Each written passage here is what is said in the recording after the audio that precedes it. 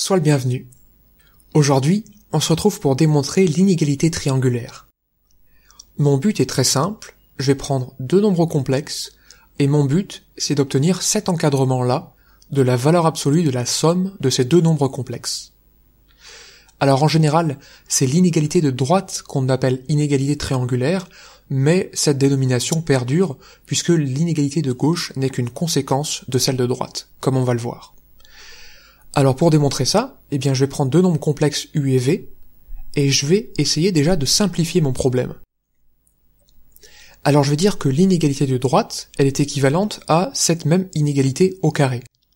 Parce qu'en fait, l'application qui a un réel positif associe son carré, c'est une bijection qui est strictement croissante.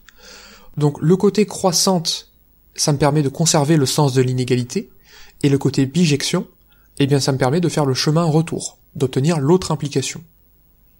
Maintenant, ce que je peux faire, c'est tout passer d'un côté, et dire finalement que la différence des deux carrés vaut 0. Donc j'estime que ce calcul est plus agréable, non seulement parce que je n'aurai pas à manier de racine carrée, et en plus de ça, comme souvent en mathématiques, j'aime bien me ramener à une comparaison avec 0. Alors calculons cette différence de deux carrés. Je vais développer le premier carré avec l'identité remarquable, et le deuxième module au carré, je vais écrire que c'est u plus v fois son conjugué. Maintenant, je vais laisser tranquille les trois premiers termes, sauf que je vais dire que le module de v, c'est le module de son conjugué, c'est pour ça que j'ai rajouté une barre en rouge, on verra pourquoi un peu plus tard, au pire on aurait pu le faire à l'étape suivante, et finalement je vais dire que le conjugué d'une somme, c'est la somme des conjugués. Ça avance tout doucement. Maintenant, je vais développer le produit que j'ai à droite, et si je fais ça, ça me donne cette énorme somme de termes, où il y a des simplifications qui se produisent. Par commodité, j'ai souligné en rouge le développement du terme de droite pour qu'on s'y retrouve dans le calcul. Et je te conseille d'ailleurs aussi de reproduire ça au brouillon, si tu as beaucoup de termes dans tes calculs, de souligner d'une certaine couleur le développement qui correspond à un des termes. Quand tu commences à faire des calculs techniques avec plus de 5-6 termes, je pense que c'est quelque chose d'extrêmement utile. Maintenant, je vais m'intéresser aux deux derniers termes. Je vais dire que uv bar, en fait, c'est le conjugué de vu bar. Et donc finalement que la somme de ces deux éléments-là, quand je fais un nombre plus son conjugué, ça fait 2 fois sa partie réelle. Et en fait, c'est pour ça que tout à l'heure, j'avais mis le bar sur v. Si tu veux apprendre la démonstration, tu peux, si tu le souhaites, ne le mettre qu'à ce moment-là, quand tu as obtenu finalement qu'il ne restait plus que 2 fois la partie réelle de uv bar, plus 2 fois le module de u fois le module de v. Et maintenant, finalement, si je récapitule le calcul, que je le poursuis, ça me donne 2 fois le module de uv bar moins sa partie réelle. Et ça, c'est quelque chose de positif. Parce que, on se souvient que pour un nombre complexe, la valeur absolue de sa partie réelle est toujours inférieure à son module, et c'est ça que j'utilise ici, et aussi tant qu'on y est, le module de la partie imaginaire d'un nombre complexe est aussi plus petite que son module. Ceci on le démontre grâce à la définition du module et grâce à la croissance de la fonction racine carrée. Et donc par le raisonnement par équivalence qui est tout en haut, finalement ça termine d'établir la première inégalité. Alors maintenant, je vais m'intéresser au cas d'égalité. Et ce que je vais dire dans un premier temps, c'est que j'ai égalité dans l'inégalité triangulaire si et seulement si je l'ai dans toutes les inégalités qui apparaissent ici sur ce tableau. Ce que j'écris ici. Et donc celle qui m'intéresse, c'est la dernière, c'est là où tous les termes se sont simplifiés.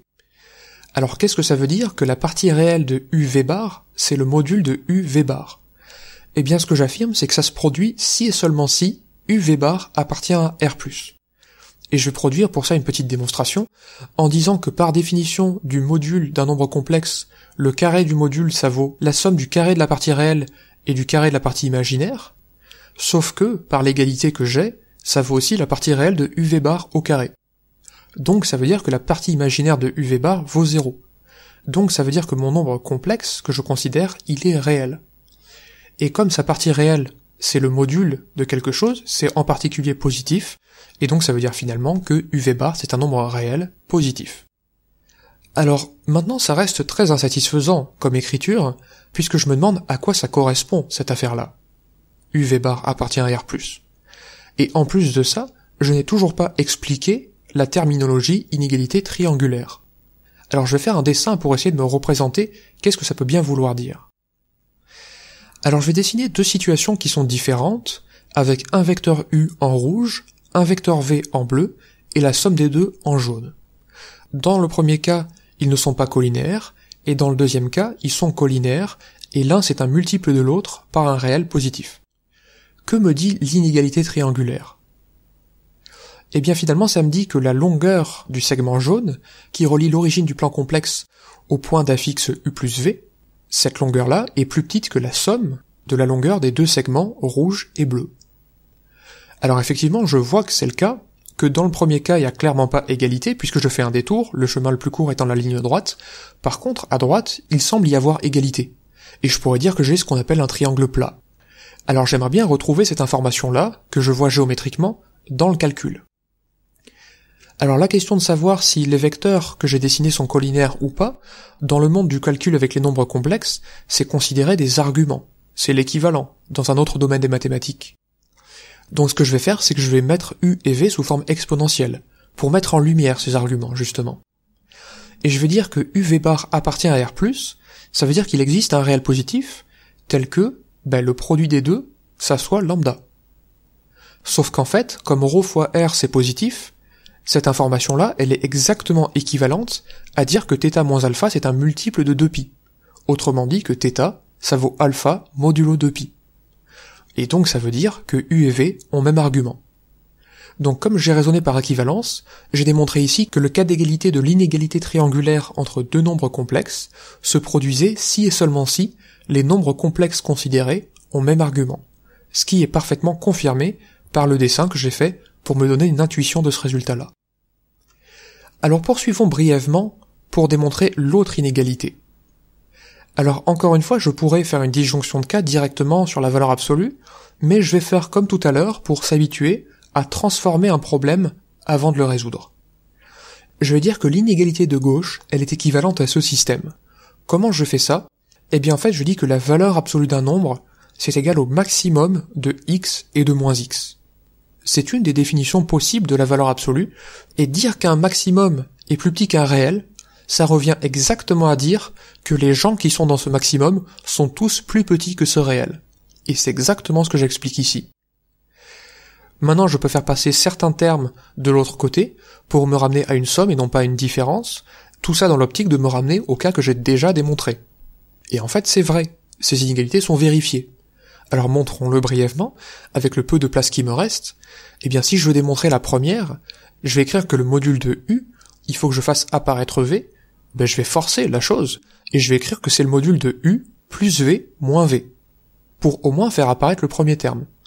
Et maintenant, si j'utilise l'inégalité triangulaire, en regroupant u plus v et moins v, c'est plus petit que le module de u plus v, plus le module de moins v, qui est aussi le module de v.